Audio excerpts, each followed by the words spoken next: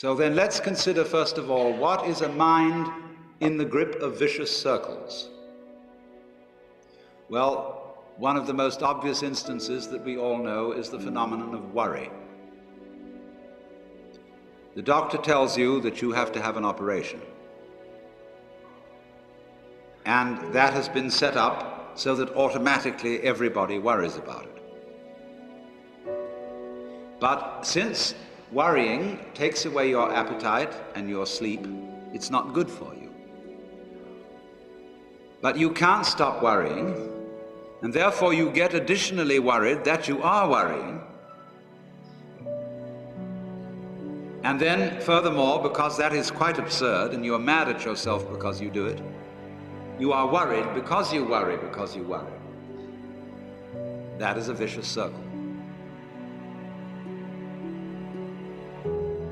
So now, can you allow your mind to be quiet?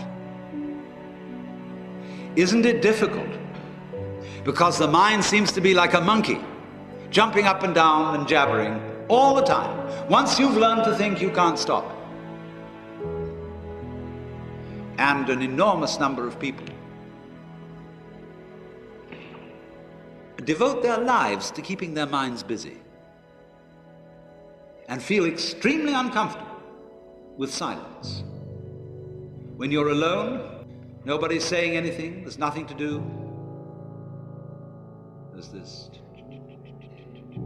worry, this lack of distraction. I'm left alone with myself, and I want to get away from myself. I'm always wanting to get away from myself. That's why I go to the movies, that's why I read mystery stories, that's why I go after girls, or anything that you do, or get drunk, or whatever. I don't want to be with myself. I feel queer. So, well, why do you want to run away from yourself? What's so bad about it? Why do you want to forget this? Why do you want to become absorbed?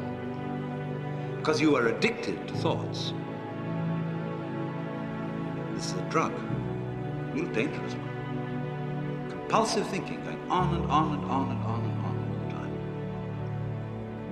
It's a habit. So there's a difficulty about stopping that activity. And you really have to stop it if you want to be sane. Because if I talk all the time, I don't hear what anyone else has to say. Then I'll end up in the situation of having nothing to talk about but my own talking. Or so in exactly the same way, if I think all the time, I won't have anything to think about except thoughts. So in order to have something to think about, there are times when you simply must stop thinking. Well, how do you do that? The first rule is don't try to. Because if you do, you will be like someone trying to make rough water smooth with a flat iron. And all that will do will stir it up.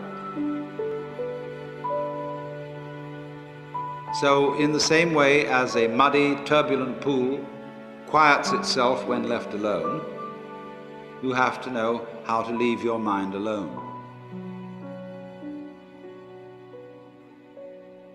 It will quiet itself.